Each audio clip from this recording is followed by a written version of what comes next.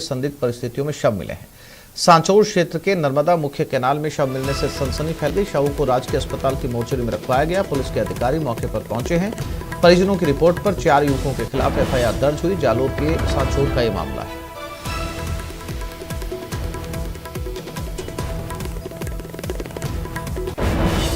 और इसी खबर पर श्याम सुंदर हमारे साथ जालोर से जुड़ गए, उनसे बात करते हैं। श्याम, इन दोनों शवों के बारे में कोई जानकारी मिल पाई? क्या इनकी शिनाख्त हो पाई?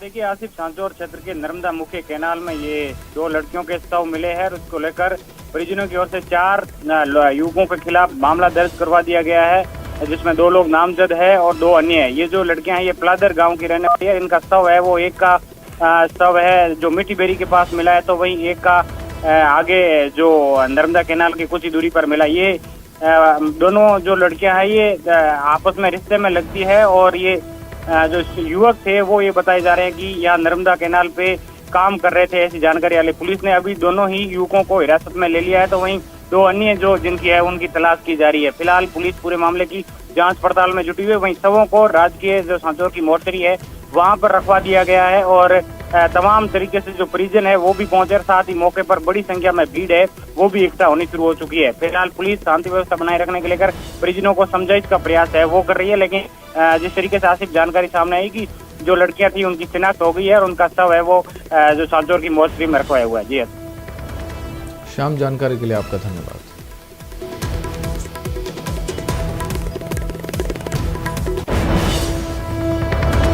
भीलवाड़ा जिले में महंगाई राहत कैंप का आयोजन किया जा रहा है, जिसमें लाभार्थियों को राज्य सरकार की 10 जन कल्याणकारी योजनाओं का बढ़ा हुआ लाभ दिया जा रहा है। राजस्व मंत्री रामलाल जाट ने कहा कि हजारों की संख्या में आमजन कैंप में भाग लेने के लिए पहुंच रहे हैं और उन्हें लाभ भी मिल रहा है। इस दौरान भाजपा पर तंज कसते हुए रामलाल जाट ने कहा कि विपक्ष में रहने का मतलब हर चीज का विरोध करना नहीं, विपक्ष को सकारात्मक सोच रखनी चाहिए। अगर कैंप में सतीश पूनिया, राजेंद्र राठौड़ और सीपी जोशी को कोई कमी दिखाई देती है तो सुझाव दें। ऐसे तमाम मुद्दों पर राजस्व मंत्री रामलाल जाट से खास बातचीत की हमारे संवाददाता राहुल कौशिक ने। राजस्थान सरकार द्वारा और मुख्यमंत्री अशोक गहलोत द्वारा महंगाई राहत कैंप लगाए जा रहे हैं। भारी संख्या में लोग वहां पहुंच रहे हैं। आज महंगाई राहत कैंप में राजस्व मंत्री रामलाल जाट खुद पहुंचे हैं। आइए इनसे बात करते हैं, कितना असर देखने को मिल रहा है, कितनी राहत जनता को मिल रही है? देखो, हजारों की संख्या में लोग उमड़ के आ रहे हैं। आज इस पंचायत में 4000 लोगों को 3937 लोगों को बेनिफिट मिल चुका है। लगभग ये 600 परिवार जुड़ रहे हैं। इसके अलावा जो टोकन हमने दिए तो और लोगों का काम चल रहा है। ये 2 दिन भी कम पड़ रहे हैं लोग जिस तरीके से आ रहे हैं, लेकिन स्थायी कैंप लगे उससे और फायदा हो रहा है। जिस तरह भारतीय जनता पार्टी ने जो महंगाई बढ़ाई है, 15 लाख खाते में डालने की बात कही है, डीजल पेट्रोल की बात कही है कि कम भाव रखेंगे, लोग उनके बहकाव में आए, गायों का अनुदान की बात थी, सारी चीज़ें उन्होंने बंद की। तो अपील करूंगा कि ज़्यादा से ज़्यादा भाग लें, सब कार्यकर्ता लोगों को लाएं और इस योजना से जोड़ें। 1 तारीख के बाद उनके खाते में जब पैसे आएंगे, जब उनको फायदा मिलेगा तो स्वतः ही पता लगेगा वास्तव में महंगाई में राहत देने का काम राजस्थान की कांग्रेस अशोक गहलोत सरकार ने किया। सभी लोग जुड़ें, सरकार के पक्ष में रहें, खड़े रहें ताकि और फायदे मिल सके। देखो, कैंप पहले भी लगे हैं। विपक्ष में रहने का मतलब हर चीज़ का विरोध नहीं करना चाहिए। भैरू सिंह जी को याद करो आप, सकारात्मक विरोध होना चाहिए। अगर कैंपों में पूनिया साहब को, राजेंद्र राठौड़ साहब को, सीपी जोशी साहब को अगर गलत लग रहा है तो इसमें सुधार करने के सुझाव देने चाहिए कि इसमें ये योजनाएं और जोड़ें ताकि लोगों को रिलीफ मिले। उनके कार्यकर्ताओं को भी कहें कि इन कैंपों में भाग लें, लोगों को रिलीफ दिलाएं बजाय विरोध करने के। हालांकि उनकी आदत में है, क्यों कि वो हमेशा पहले 2 रुपये लीटर दूध के अनुदान दिया, उनको बंद किया। गायों का अनुदान हमने अशोक गहलोत सरकार ने 9 महीने किया, उन्होंने कम कर दिया। हमेशा उन्होंने पहले भी वसुंधरा जी थी जब कहा कि हम 100 दिन भरेगा उसको साड़ी देंगे, 15 लाख रुपए खाते में डालेंगे। तमाम इन तरह के झूठे वादे किए, तो वो झूठ बोलने वाली पार्टी में है। उनको निवेदन है कि कांग्रेस का, अशोक गहलोत जी का सपोर्ट करें, इन कैंपों का, योजनाओं से प्रभावित जो लोग हो रहे हैं उनकी मदद करें। वीडियो जर्नलिस्ट अंकुर सनाटी के साथ राहुल कौशिक, न्यूज़ 18 भीलवाड़ा। और ये खबर बीकानेर से, मेयर और सचिव विवाद में नया मोड़ आया। सुशीला कंवर राजपुरोहित को दोबारा नोटिस जारी हुआ है। डीएलबी ने दूसरा नोटिस जारी किया। जवाब न देने पर मेयर के खिलाफ कार्रवाई हो सकती है। निगम सचिव हंसा मीणा मामले में नोटिस जारी हुआ है। सचिव के कमरे से ताला तोड़कर फाइल ले जाने का आरोप लगा था। वहीं डीएलबी सचिव के सिग्नेचर को मेयर ने फर्जी बताया। न्यूज़ 18 से बोली मेयर सुशीला फर्जी है ये हस्ताक्षर।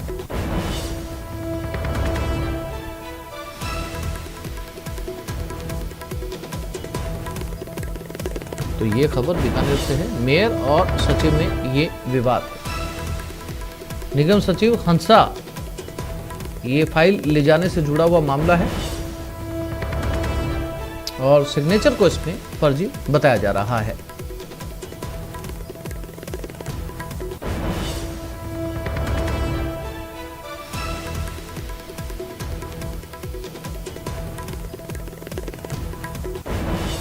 बीकानेर से ये खबर, जहां पर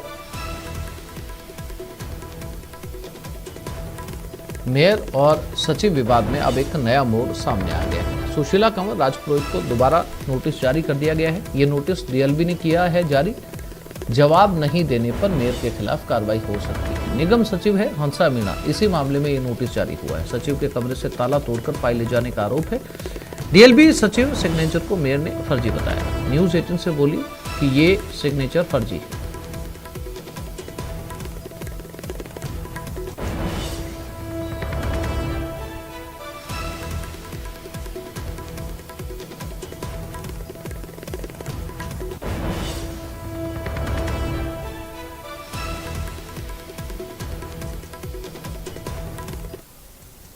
और करौली में खड़े ट्रोले को ट्रोले ने टक्कर मार दी। ट्रोला चालक गंभीर रूप से घायल हो गया। घायल चालक को केबिन काट कर बाहर निकाला गया। घायल चालक को हॉस्पिटल में भर्ती करवाया गया। गैस गोदाम बरखेड़ा पुल के पास की ये घटना है।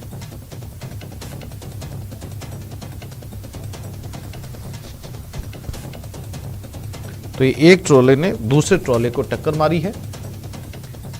ये तस्वीरें आप देख सकते हैं और इसमें चालक को बाहर निकालकर हॉस्पिटल में भर्ती करवा दिया गया है। फिलहाल पुलिस पूरे मामले की जांच कर रही है कि आखिर ये दुर्घटना कैसे हुई थी।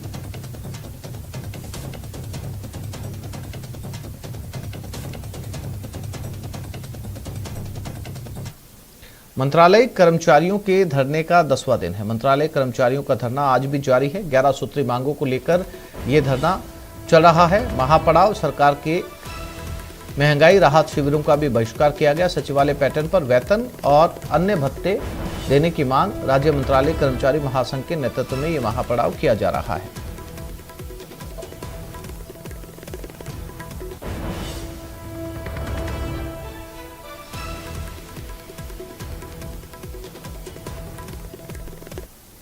टोंक जिला मुख्यालय पर वाल्मीकि समाज के सफाई कर्मचारियों का कार्य बहिष्कार। ऐसे में सफाई व्यवस्था बिगड़ने की पूरी आशंका है। सफाई व्यवस्था बिगड़ने की जिम्मेदारी नगर परिषद और जिला प्रशासन की होगी। इससे पहले कई बार वाल्मीकि समाज के लोगों की मांग करने के बावजूद प्रशासन ने उनकी मांगों को हल्के में लेकर गैर वाल्मीकि समाज के नियमित सफाई कर्मचारियों से सफाई का काम नहीं करवाया। दरअसल 2018 में 343 सफाई कर्मियों की भर्ती हुई थी। इनमें कई सफाई कर्मी गैर वाल्मीकि समाज से हैं, जो नगर परिषद प्रशासन की कथित मिलीभगत से सफाई कार्य नहीं करने की जगह अधिकारियों के यहाँ काम कर रहे हैं। इस कारण सफाई व्यवस्था बाधित हो रही है। इससे नाराज सफाई कर्मचारियों ने नारेबाजी कर पैदल मार्च निकालकर कलेक्टर प्रतिनिधि के रूप में एसीईओ को ज्ञापन सौंपा है।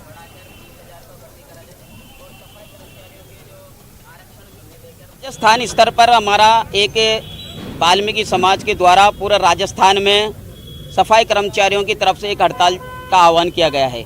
उसी के अंतर्गत हमने टोंक में भी सफाई कर्मचारियों की भर्ती जो हो रही है 30,000 की, उसमें से हमारे साथ इस प्रकार का धोखा आया कि 13,000 की वैकेंसी निकली है, जबकि मुख्यमंत्री अशोक गहलोत जी ने विधानसभा में कहा था कि हम 30,000 की भर्ती का करेंगे, लेकिन मात्र 13,000 की जो भर्ती निकली है उसमें हम पद बढ़ाने के लिए मुख्यमंत्री जी से मांग करेंगे कि वे 30,000 की सफाई कर्मचारियों की भर्ती करी जाए और उसमें भी वाल्मीकि समाज के लोगों को प्राथमिकता दी जाए। समाज में यह आक्रोश है कि 2018 की भर्ती में जो गैर वाल्मीकि समाज के व्यक्ति सफाई कर्मचारी की भर्ती पर भर्ती हुए हैं, वो आज लगभग 4 साल बीत जाने के बाद एक दिन में उन्होंने झाड़ू नहीं चलाई। इस संबंध में वाल्मीकि समाज के लोग कई बार लिख चुके और कई बार मिल चुके, लेकिन प्रशासन उन्हें काम पे लगाना ही नहीं चाहता। राज्य सफाई कर्मचारी आयोग के जो सदस्य आए थे उसमें प्रशासन से मीटिंग ली थी। उसमें ये तय हुआ था कि भाई गैर वाल्मीकि समाज है वो जब तक सफाई नहीं करेगा जब तक हम काम पे नहीं आएंगे। पूरा वाल्मीकि समाज प्रशासन से मिला है। प्रशासन को यह अवगत कराया गया है कि जो आगामी जो भर्ती है बजट की जो मुख्यमंत्री जी की 30,000 की, उसमें टोंक नगर परिषद में 130 सफाई कर्मचारियों की भर्ती है। टोंक जिला मुख्यालय के वार्ड 55 में पिछले 15 सालों से पानी की समस्या है। यहां जलदाय विभाग ने पानी के कनेक्शन कर मीटर भी लगा दिए, लेकिन नलों में पानी नहीं आ रहा। पीने के पानी की समस्या को लेकर महिलाओं ने कलेक्ट्रेट पहुंचकर समस्या बताई। शहर में RUIDP की ओर से पेयजल लाइन का काम किया जा रहा है, लेकिन RUIDP और जलदाय विभाग की लापरवाही के चलते लोगों को समय पर पानी नहीं मिल पा रहा। इसको लेकर सांसद भी RUIDP अधिकारियों का घेराव कर चुके हैं। हमारे पानी की समस्या है, बहुत ज़्यादा पानी से हमें 15 साल हो गए वहाँ रहते हुए, हमारी तरफ पानी नहीं गया। पाइपलाइन डल गई, मीटर लग गया, नल फिटिंग हो गए और हमें पैसे जमा हो गए फाइल के भी, और हमारी तरफ पानी नहीं आ रहा बिल्कुल भी। तो पानी पीने का लगभग 1.5 साल से तो मैं रह रहा हूँ, 2 साल हो गए मेरे को यहाँ रहते हुए। और पानी के लिए हमें या तो हाउसिंग बोर्ड या पंप हाउस से वही मोटरसाइकिल का सहारा या साइकिल या पैदल बच्चों को लेके और पानी लाना पड़ता है पीने के लिए। पीछे जो पन्नादाई कॉलेज के आसपास के जो बस्ती हैं, जो हमारे पीछे के लगभग 50 से 100 मीटर के दायरे में हैं, वहाँ खूब पानी मिल रहा है। और अभी 4 से 5 दिन पहले में जो लाइन ठेकेदार था, पानी का कनेक्शन जो करता है, मीटर जो लगा रहे थे, उनसे मैंने बात की कि हमारे पानी की सप्लाई क्यों नहीं हो रही। और अब बात सीकर की, जहां फतेहपुर जिले के बुजुर्ग महिला से गैंगरेप के बहुचर्चित मामले में कोर्ट ने अपना फैसला सुना दिया। कोर्ट ने एक दोषी को 25 साल की कारावास की सजा सुनाई, जबकि दूसरे आरोपी की ट्रायल के दौरान मौत हो गई थी। आरोपियों ने न केवल बुजुर्ग महिला के साथ दुष्कर्म किया, बल्कि उसका अश्लील वीडियो भी बनाया था। बुजुर्ग महिला अपनी दोहिती की शादी से लौट रही थी। इस दौरान उसे जीप में डालकर ले गए और बिहड़ में ले जाकर दुष्कर्म किया था। वर्षीय महिला ने सदर थाना फतेहपुर में एक मुकदमा दुष्कर्म के बाबत करवाया था कि वह गांव के बस स्टैंड पर खड़ी थी, तो 2 व्यक्ति गाड़ी लेकर आए और उन्होंने महिला को जबरदस्ती गाड़ी में बिठाकर ले गए और भीड़ में जाकर उसके साथ दुष्कर्म किया, सामूहिक रूप से दुष्कर्म किया। इस संबंध में अभियोजन पक्ष ने 15 गवाह और 30 दस्तावेज पेश किए गए थे।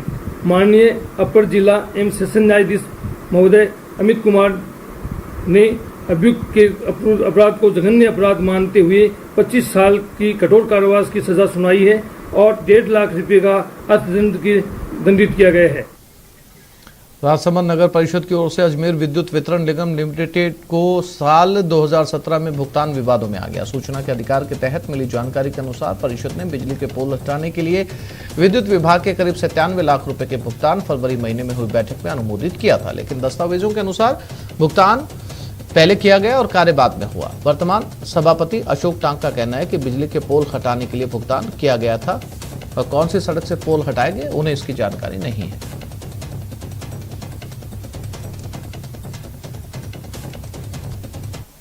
तो इस बुलेटिन में फिलहाल इतना ही। नमस्कार।